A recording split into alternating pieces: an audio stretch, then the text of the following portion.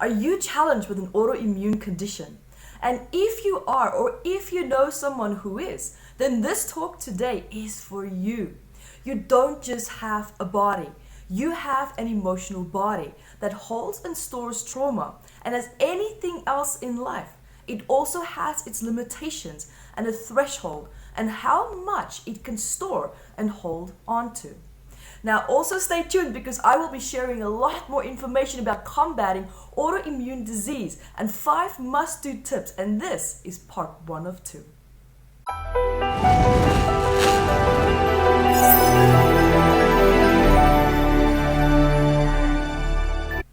Hi, my name is Evette Rose, author and founder of Metaphysical Anatomy, and welcome to today's talk that is about combating and understanding autoimmune ailments.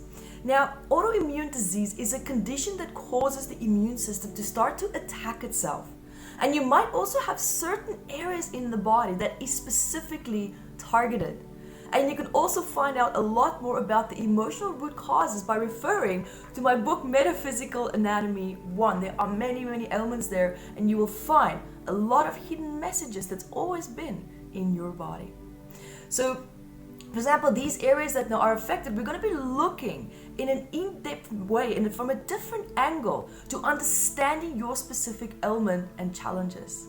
But now let's also look at the fundamental part of autoimmune disease, because this is where it all starts, right? Everything else, for example, let's say diabetes and etc. and all these other symptoms, they are secondary symptoms to it. Now, did you know that most autoimmune diseases actually start in the gut? The largest volume of our immune cells are actually found in the gut area. Right, so now these cells are also known as gout, or our gut-associated lymphatic tissue.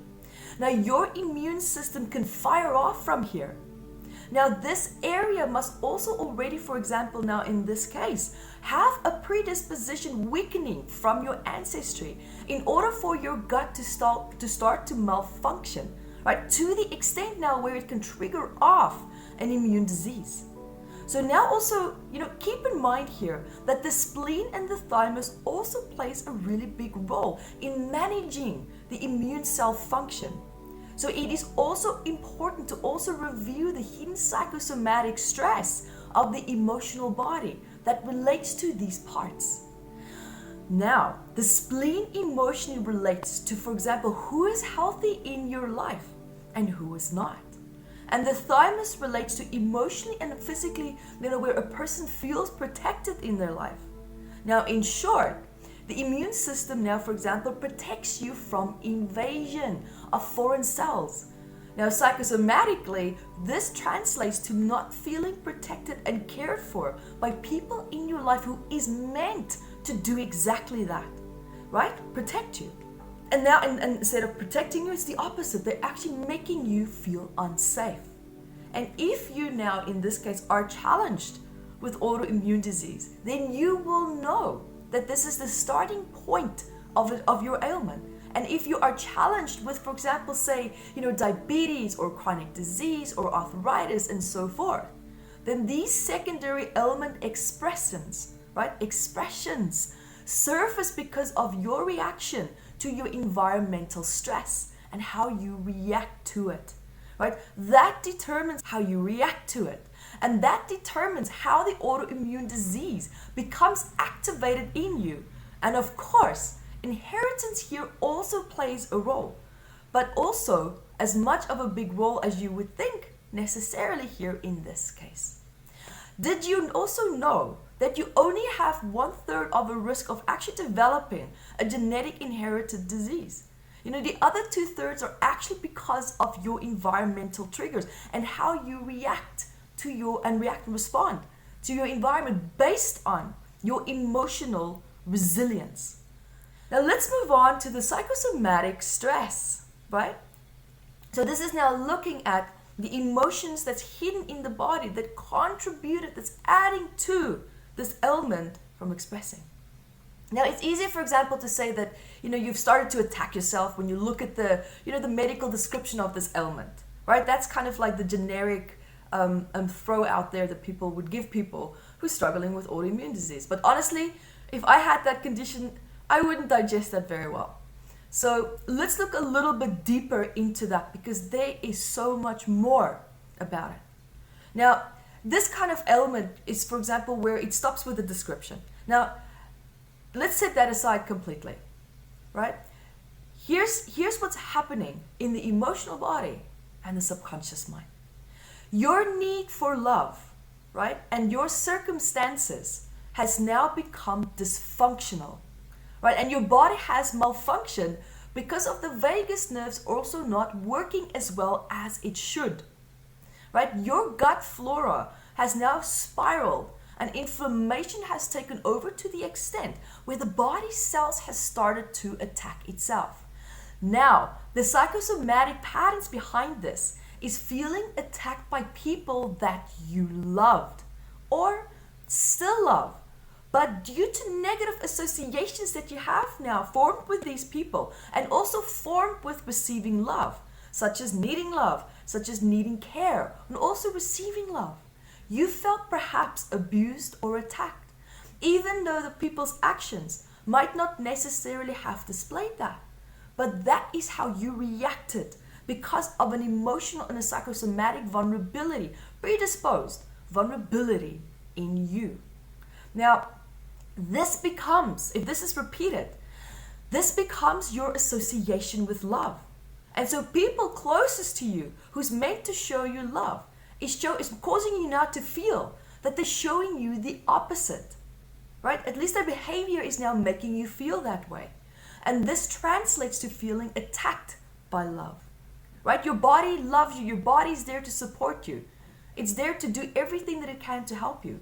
But now the very thing that you also are supposed to feel safe with and protected by and loved by, subconsciously feeling like it's turning on you. Now, when we look back at the psychosomatic parts of this as well, right? Because this means that you are subconsciously now also drawn to people that cause you to feel attacked and also invaded by their words, by the behavior, and also by the attention that they give you, right? And the ripple effect of this is that you feel challenged to judge for yourself who is my friend and who is my enemy, right? Your positive need for love is now creating a negative result and also a negative attraction in your life because of your subconscious traumatic association with that now, right? You don't trust your own judgment or those around you, right, who you are trying to or need to rely on. And you might also feel comfortable or feeling completely unwelcome in the family system, right? So, and this is causing you a lot of isolation. You might not necessarily be physically isolated, but there's an emotional and a mental sense of isolation. And this feeling of isolation can actually now ripple and roll over into you feeling that you're loving people now mainly out of fear, right? Because of the fear of rejection, because of the stressful dynamics that you had with them. And your sense of isolation now could also run so deep that you've lowered your worthiness, right? Your worthiness barometer, as I would call it.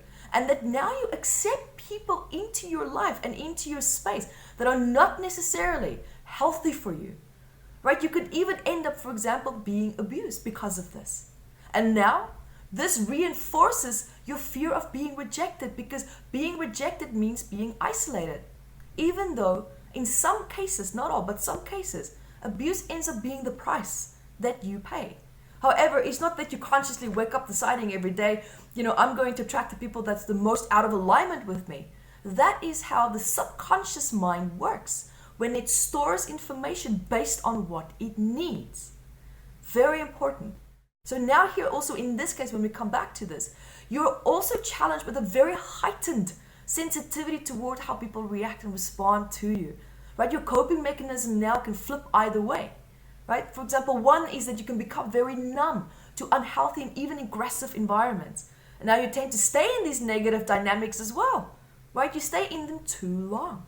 And secondly, you can also become overly sensitive to people's behavior towards you, and you also feel now attacked and offended very quickly, right? Because your first reaction, for example, is to see someone else's reaction, and then also communication that takes place there, especially towards you, as a direct attack on your character. And your need for peace and acceptance has now been met by abuse or emotional stress or feeling emotionally under attack and rejected to the point where you are now expecting the worst in every situation, right? Even bracing yourself for it. Remember, and when you brace yourself for that, your body biochemically reacts as if though it's genuinely preparing itself for an attack, whether it's physical, emotional, or mental. Right? So now what happens? This ripples and rolls over now to you living your life to defend yourself instead of feeling in control of it. Now you're fighting for control. Right? You were also, and in this case as well, to put another different spin on this, right? You also could have been, for example, under a lot of scrutiny, a lot of criticism.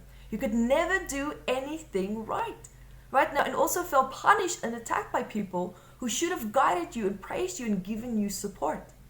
And now your perception and your understanding of what is safe, what is a safe dynamic, what is safe communication, what is a safe connection, feels like it's now been affected by emotional stress or in some cases even abuse. Now the stress or the abuse may have also been projected at you. For example, if you, were just even a witness, right? You witnessed your parents abusing each other or fighting with each other. And the core emotional word here is conflict, right? So that could also be regular conflict within the family dynamic or with family members, or just witnessing, just being in this intense atmosphere on a daily basis because your emotional body is absorbing everything that's going on around it. And if conflict was the dominant source of presence for your emotional body, then you do the math. This also shows me that, for example, if you look at these patterns, these psychosomatic aspects, that would leave very little room for mistakes, right? You often could also, for example, feel very overwhelmed by criticism and judgment, leaving you with a great deal of anger, which has been building up over a long period of time. And because you become so used to suppressing anger and feeling anger in the subconscious mind and emotional body becomes normal. And you don't actually realize how much you're starting to hold on to. Right? Because, for example, just voicing your concerns or, for example, your needs often led to abuse or punishment. And so now you may suppress your explosive emotions because you don't want to add to the equation. Okay, so now often you also, for example, don't want to let go of past trauma. Right? Some letting go issues here. We all have it, absolutely. But here, this is very important. Right? This is because the trauma that has now become a part of your identity. And you fear that a part of you will disappear if you resolve that. Right? So deep grievances and also sadness have taken a toll on you over all these years. And they've become a way of life. It's like sadness has become a lifestyle. Depression has become a lifestyle. It's almost like abuse has become the new normal. Right? So, and this is also now reflecting, all these dynamics with people is now reflecting on your dynamic with yourself. It's mirroring that back to you. How people treated you is now how you're starting to treat yourself. That's your inner dialogue. That's your thought processing. And your lifestyle might actually even also show that. Now, here you also might have, we're looking here also, parts of you that might also have suppressed your sadness because you feel that, for example, showing your emotions is a sign of weakness. And now you also feel overlooked by influential people as if though you are an outcast. Right? And now you might also be struggling with regular burnouts because you're overcompensating to prove people wrong. And you know that you are also destined to be successful. And you want to prove that to people to the greatest extent. And you've also now feeling, and with all this positivity, there's also the whiplash coming in, right? Feeling that you've been disempowered now. Also to a point where you're defending yourself. Right? And even your own opinion, your voice, is not even considered an option anymore. And you've now become submissive through retreating with your old coping mechanisms, right? Especially towards people that are aggressive to you in your life. And this is causing you now to feel even more disempowered. So the longer you stay in these circumstances, the more these dynamics are going to loop. And it's reinforcing how you feel about yourself, validating a false belief, validating a false sense of identity that you've built and wrapped around old trauma from the past. And now you can also see how this has a massive and tremendously big impact, not just on your identity, your character, your sense of self, but on you and your emotional body and how that's expressed into your environment, because what's happening in your environment is now being expressed back into the emotional body. And that becomes a frequency match and in alignment with your environment. And so it's literally like the holographic universe is constantly like regurgitating all this pain, all the stress, back and forth, reinforcing how you feel about yourself, reinforcing your health and the lack of it in this case actually. So if this is you, stay tuned for part 2 of this series, because it's really super important, because I'm going to talk a little bit more also about how to combat autoimmune disease and must-do tips that can already help you to start improving your quality of life. And also, if you, for example, have diabetes or thyroid problems or arthritis, go check out my YouTube channel, Evette Rose Metaphysical Anatomy, or you can go to evettevideos.com. I have videos there about thyroid problems, all these other psychosomatic ailments as well, and so much more to come. And I love answering questions from the public, so feel free to ask away. Until next time, guys, see you in part 2. Be the light that you are. Hi guys, thank you for joining me, and remember to grab your copy of Metaphysical Anatomy on Amazon, 679 medical ailments. And I also wrote about the psychosomatic root causes of that, and I'm spoiling you because I even added key points for you to start looking at important questions that you can ask yourself to start improving your quality of life. And also remember to catch me on Instagram, Evette Rose 1 with the digit 1, and Metaphysical Anatomy on our Facebook fan page. Bye guys.